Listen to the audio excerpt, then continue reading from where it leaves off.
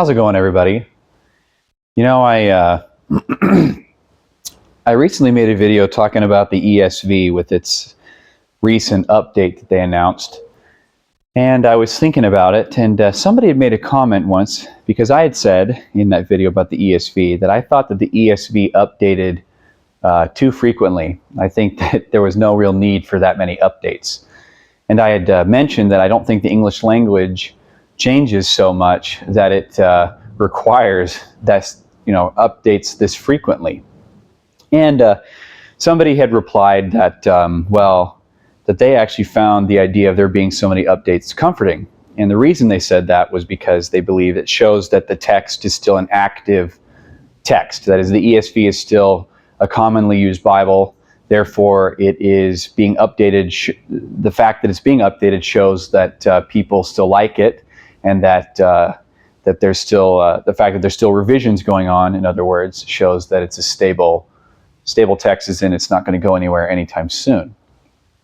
And I had mentioned that the reason that I didn't like the updates so much is I felt, number one, it wasn't necessary, and number two, I think it actually shows the opposite, where having looked into a lot of the revisions, several of them had to do with going back to what a previous edition of the ESV has had. And the ESV isn't even 30 years old, and yet they've already gone through 5 revisions, I believe. I believe it's 5. But one of the things that this person brought up is they said that the opposite of the ESV would be something like the New King James. And the New King James has been out since the 80s, I believe, 84. And it went through maybe 2 quick revisions, but was finalized, I think, in 1986. But by that point, they had ironed out a couple of little issues that they had figured out. And since then, it hasn't been updated. And they brought up the fact that they argued that the reason that the New King James hasn't been updated is because there simply isn't a demand for it, and that it's a dead translation, dead in the water. Is that true? Is the New King James a dead translation? I've made several videos about the New King James, and a lot of people make the claim that it's not a good translation for several reasons, and some will say that it's because it's based off of an inferior text. Others will say it's, those that are King James only would hate it because they think that it's trying to undermine the King James. But is that true? Is the New King James not a popular translation? I can't help but wonder, though, and this is just my opinion, but the reason I chose this location, it looks kind of dungeony. It's an old abandoned barn, horse barn. But I don't think the New King James is abandoned by any means. Hardly a day goes by where someone doesn't tell me through YouTube or other means about how they love the New King James and how they use it. I can't help but wonder if the New King James is one of those translations that people don't talk about it so much, but it's clearly still a popular translation.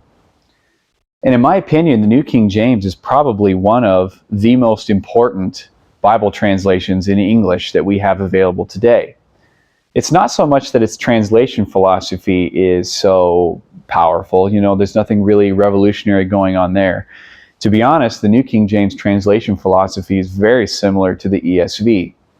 It tries to be as formal as possible. However, it's not afraid to go a little dynamic if they believe that the text is truly justifies it, right? But so it's not really its translation philosophy. And it's not even really its text, per se, because the TR, we have the King James, and there's other editions, the MEV, but I believe it's because of its footnotes.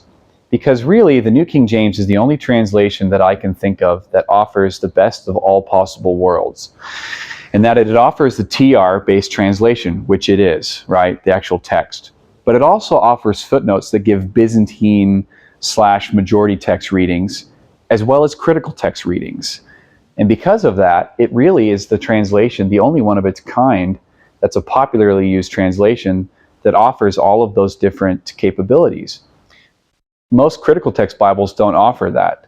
They'll only give footnotes that'll have slightly tilted leaning notes that give bias towards the critical text, obviously, where it'll say some manuscripts say this, but it doesn't give the transparency that the New King James offers. And I really think that's commendable about the New King James. But the fact that it's not updated as frequently, I don't think that that shows that it's not a loved translation. I think, in fact, it shows that it's a stable translation.